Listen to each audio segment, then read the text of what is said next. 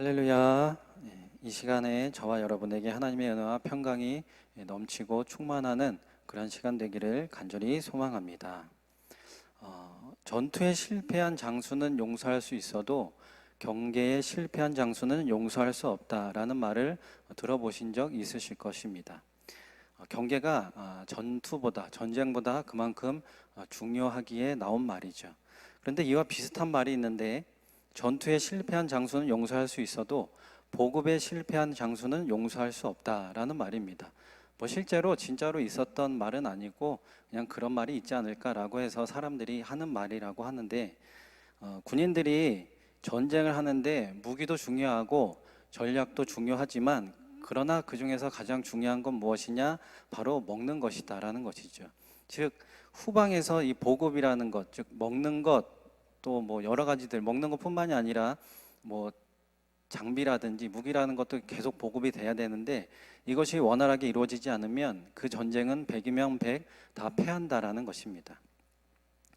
몽골을 생각하면 가장 먼저 생각나는 인물이 바로 징기스칸이죠.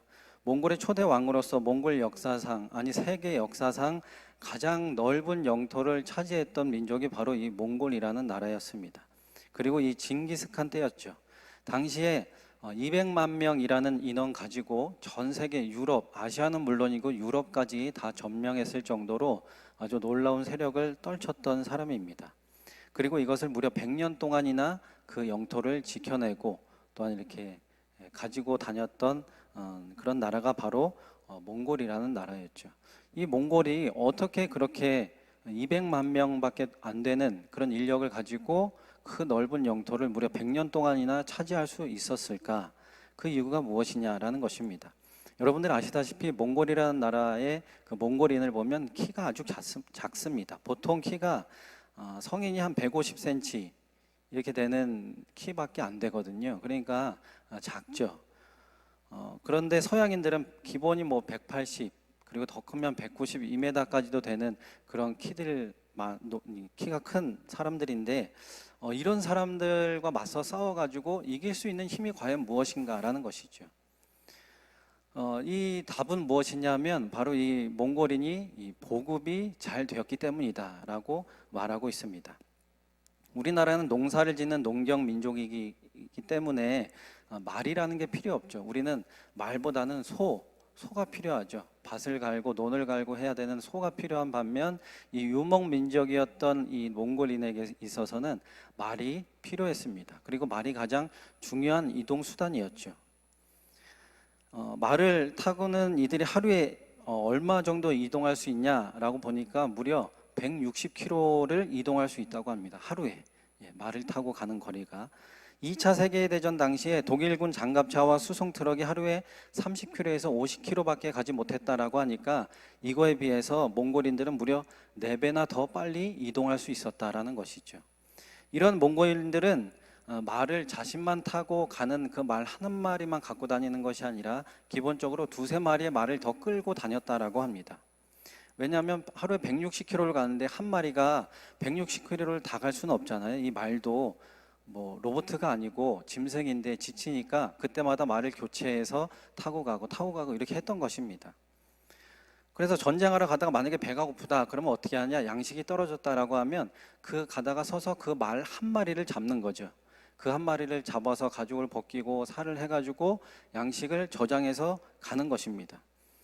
그래서 때로는 육회로 먹기도 하고, 그러다 질리면 투구를 벗어서 물을 끓여서 샤브샤브 같이 해서 먹기도 하고, 그러다 질리면 슬라이스를 쳐서 육포 같은 거를 만들어 놔가지고 그걸 또 먹기도 하고 하면서, 이 한 명이 말 한 마리를 잡으면 얼마를 먹을 수 있냐? 근 1년 가까이를 먹을 수 있다는 것이죠. 그러니까 전쟁을 하는데 본인이 보급의 역할을 다 감당하는 거입니다. 다 감당할 수 있었다라는 거죠. 그러니까 후방에서 누가 와가지고 우리가 저까지 갈 테니까 너희들은 여기까지 와서 우리에게 보급을 해줘야 된다, 이런 개념이 전혀 없었다라는 것입니다. 그래서 유럽인들이 몽골인들이 되게 강하대, 이 사람들이 근데 여기까지 오려면 아마 일주일 정도, 열흘 정도 걸릴 거야. 그래서 우리는 지금 여기까지만 하면 될 것 같아 하고 그렇게 하고 있을 때 눈을 들어보면 벌써 몽골인들이 저기 앞에 와 있다라는 것이죠.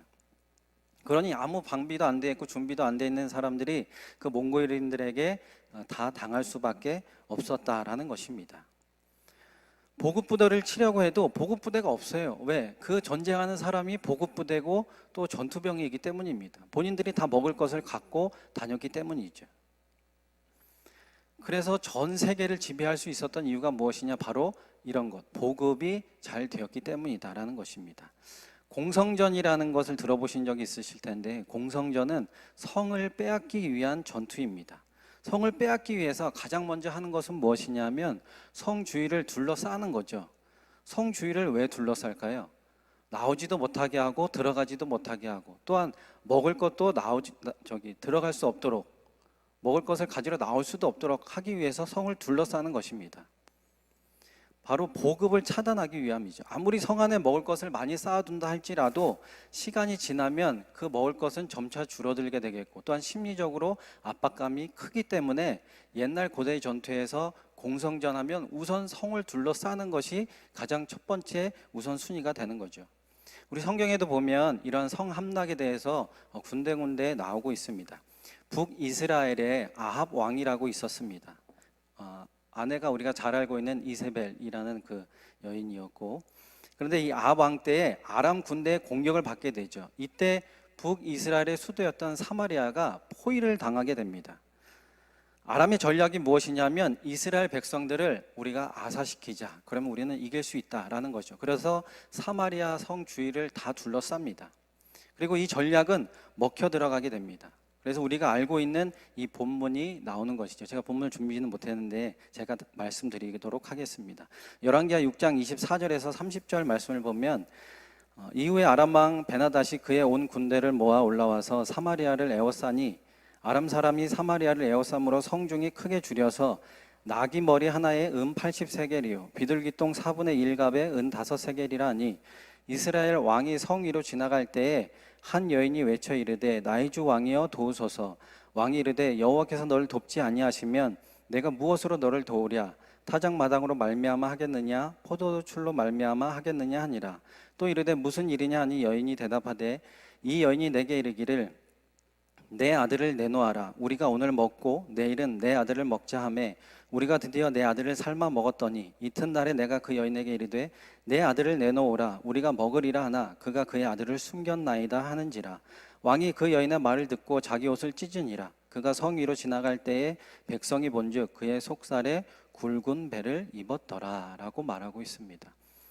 여러분, 성경에서도 이 보급의 중요성, 그리고 어떤 전략을 통해서 이 성을 함락시키는지에 관해서도 아주 자세하게 나와 있고, 또한 그 안에 성의 형편도 우리가 아는 것처럼 참 참혹하게 여러 가지 일들이 일어나는 것을 볼 수가 있죠. 남유다의 마지막 왕인 시드기야도 예루살렘 성을 바벨론에게 포위당하고 말죠.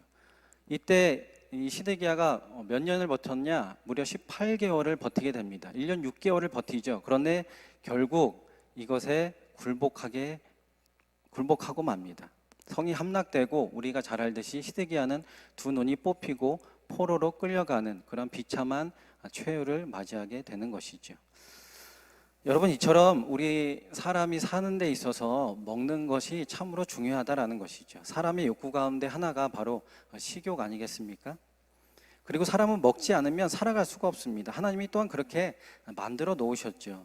이것을 누구보다도 잘 알고 있는 사람들이 누구냐? 바로 이스라엘 백성들이었습니다. 그래서 그들은 틈만 나면 차라리 애굽에 있었을 때가 좋았는데, 그곳에 있을 때는 우리 물이라도 실컷 먹었고 배는 곪지 않았다라고 지속적으로 이야기를 하는 것입니다. 오늘 3절에도 보면 이스라엘 자손이 그들에게 이르되 우리가 애굽 땅에서 고기 가마 곁에 앉아 있던 때와 떡을 배불리 먹던 때에 여호와의 손에 죽었더라면 좋았을 것을 너희가 이 광야로 우리를 인도해내어 이 온 회중에 줄여 죽게 하는도다라고 말하고 있습니다. 우리가 흔히 말하는 먹고 죽은 귀신은 때깔도 좋다는데, 우리 차라리 거기서 그냥 잘 먹고 그냥 차라리 거기서 죽었으면 괜찮은데 왜 우리를 이끌어냈냐, 이렇게 한탄하고 원망하는 것이죠. 그들에게 있어서 중요하고도 중요한 것은 무엇이냐면 바로 먹는 것이었습니다. 배만 부르면 그것이 천국이고 하나님이 함께한다고 생각하는 지극히 믿음이 적은 모습들을 이스라엘 백성들은 보여주고 있었다라는 것이죠. 출애굽하고 75일 동안 하나님의 임재와 역사하심을 이스라엘 백성들은 수없이 보았습니다. 그럼에도 이들은 공급하시는 하나님을 인정하지 않고 또 그 하나님을 고백하지 못하는 모습을 보였습니다.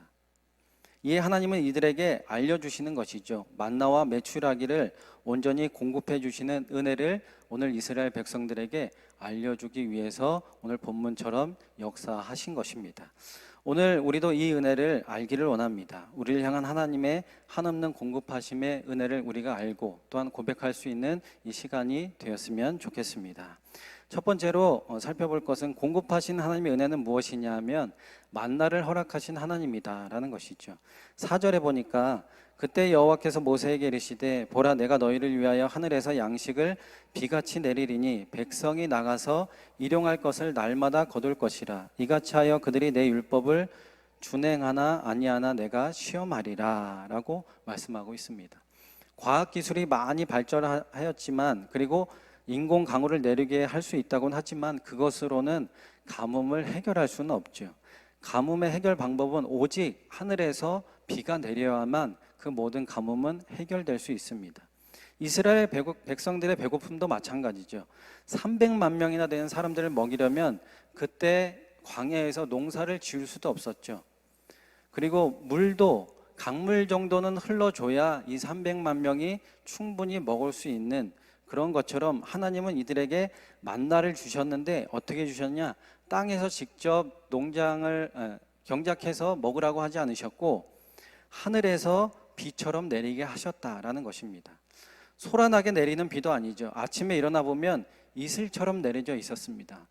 아마도 하나님은 이 광야를 거쳐가는 이스라엘 백성들이 밤에 만약에 만나가 막 후다닥 시끄럽게 내리면 이스라엘 백성들이 피곤한데 잠도 못 자지 않겠습니까? 텐트를 치고 자는데 거기에 계속 후두둑 떨어지면 잠을 잘 수 없다 보니까 하나님께서는 어떤 방법을 택하셨냐? 이슬이 내리듯이 이슬이 맺히듯이 하나님께서는 조용히 이 만나를 내리게끔 허락해 주셨다라는 것이죠. 또한 하늘에서 내렸다는 것이 중요합니다. 하늘에서 내렸다는 것은 누가 주셨다는 것을 의미할까요? 바로 하나님이 주셨다라는 것을 의미하는 것이죠. 이스라엘 백성들이 10리를 걸어가서 100리를 걸어가서 가져와야 하는 것도 아닙니다. 어떠한 수고로 인해서 얻어지는 것이 아님을 만나를 통해서 이스라엘 백성들은 알아야 했고 또한 하나님의 은혜를 알게 해주시기 위해서 이렇게 하늘에서 직접 내려주셨다라는 것이죠. 즉 만나라는 것은 전적인 하나님의 은혜라는 사실, 이것을 이스라엘 백성들은 알아야 했고 또한 깨닫고 그것에 대한 감사의 고백을 해야 했던 것입니다. 야고보서 1장 17절에 보면 이렇게 고백합니다. 온갖 좋은 은사와 온전한 선물이 다 위로부터 빛들의 아버지께로부터 내려오나니 그는 변함도 없으시고 회전하는 그림자도 없으시니라 라고 말씀하고 있습니다. 여러분, 우리가 잘나고 잘해서 하나님이 우리에게 은혜를 내려주시는 것이 아닙니다. 복을 내려주시는 것이 아니라는 것이죠. 또한 어떠한 우리의 노력의 결과도 아닙니다. 10시간 기도하고 성경 통독 100번 해야지 은혜를 내려주시고 찬양을 1장부터 600 몇 장까지 하루에 한 번씩 끊임없이 불러야 은혜를 내려주시는 것이 아니라는 사실이죠. 전적인 하나님의 선물이고 은혜라는 사실입니다.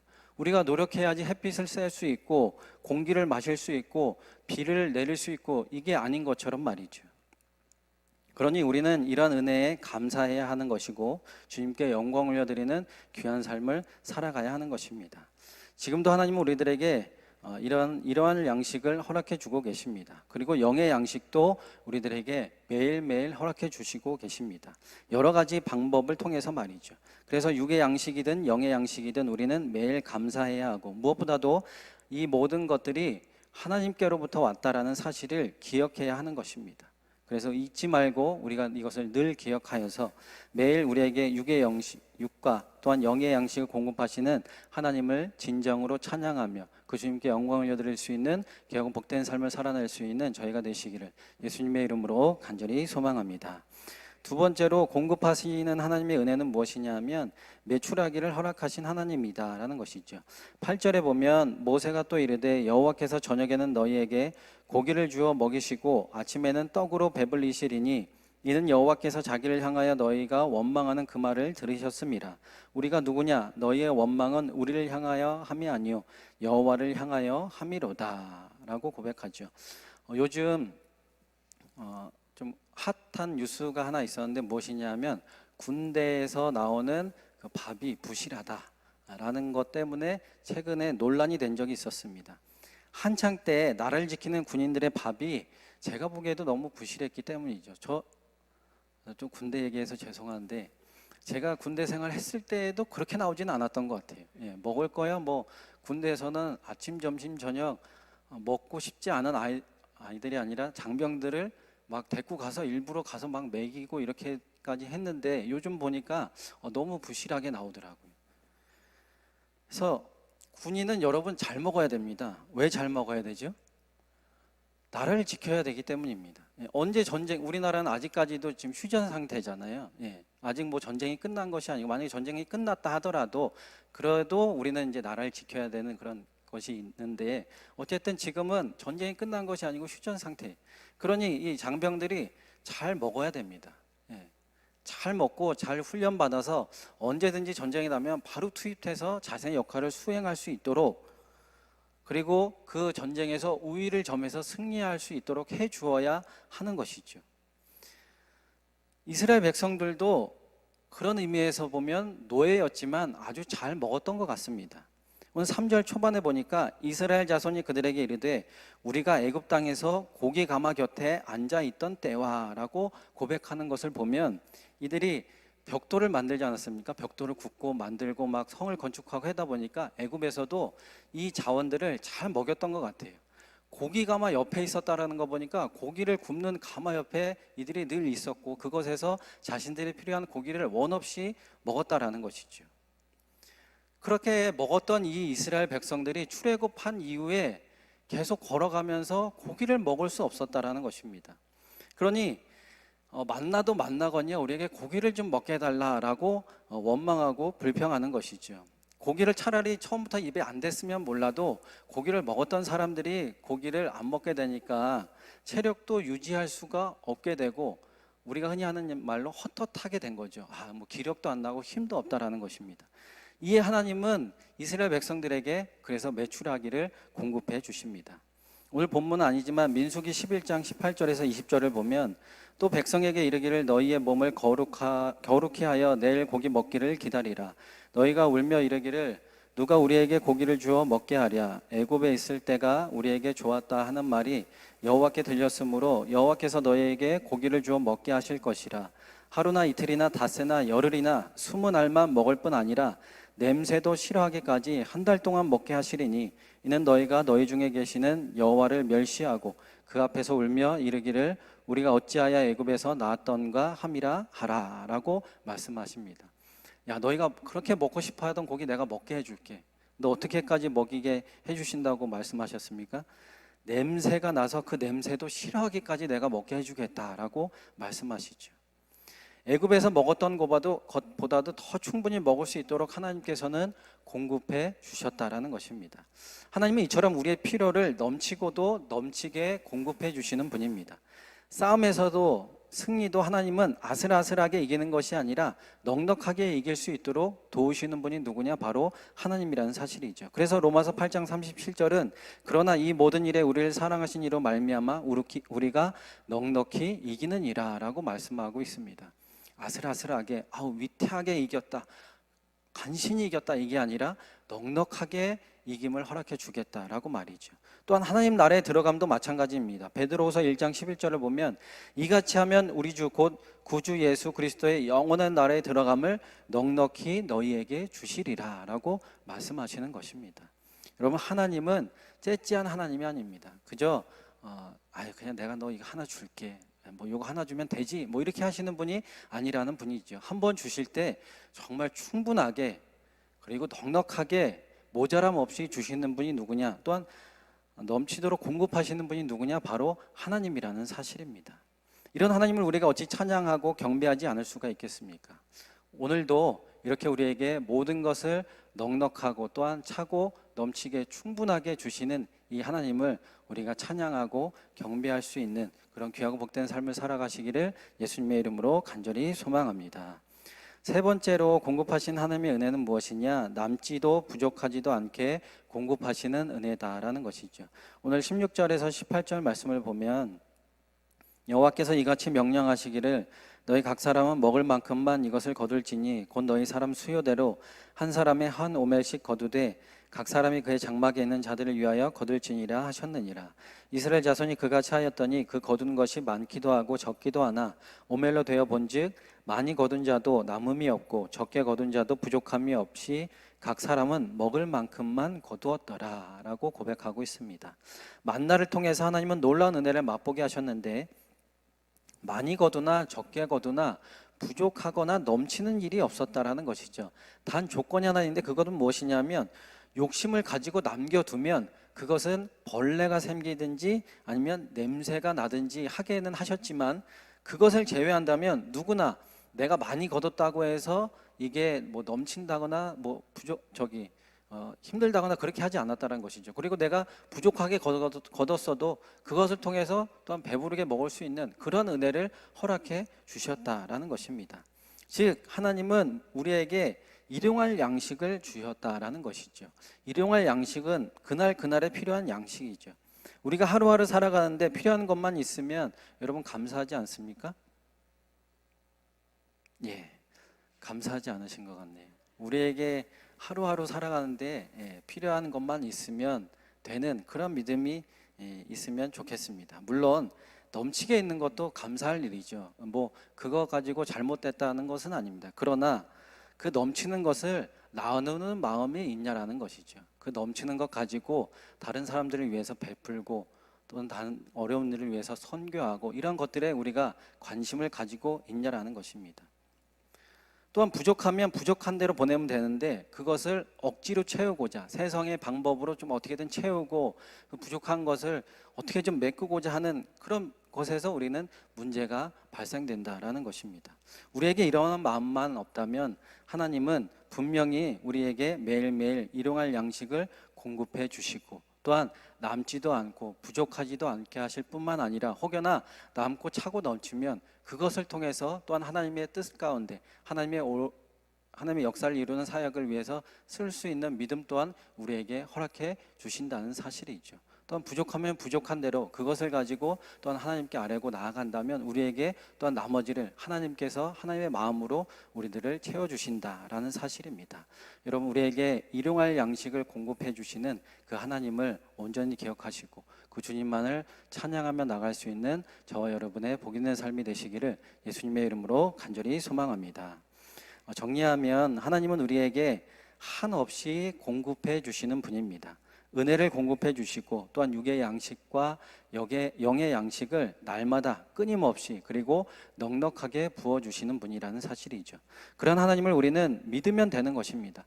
원망과 불평이 아니라 하나님 저 사람 왜 이렇게 넘치게 주십니까? 하나님 저 사람 또 왜 이렇게 부족하게 주십니까? 우리가 그렇게 하나님께 원망하고 불평하는 것이 아니라 그 사람을 위해서 기도하고 그 사람을 위해서 간구해 주면 되는 것이죠. 하나님 저 사람이 넘치게 받았네요. 하나님 감사합니다. 그 넘치는 거 가지고 하나님 사역에 잘 쓰게 해주세요. 하나님 저 사람이 좀 부족한 것 같아요. 하나님 그러나 하나님께서 도와주세요. 하나님이 역사해 주셔서 저 어려운 일 당하지 않게 그리고 넘어지지 않게 그리고 혹여나 넘어졌을지라도 하나님이 일으켜 주시는 역사를 체험케 해주세요라고 우리는 기도하고 간구하면 된다라는 사실입니다.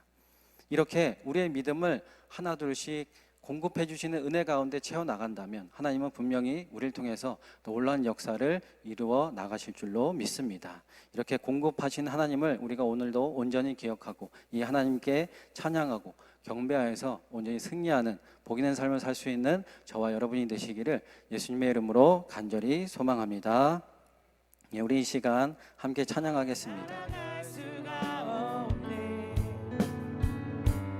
나의 모든 것 다 주께 맡기니 참된 평안과 위로 내게 주신 주 예수 오직 예수뿐이네.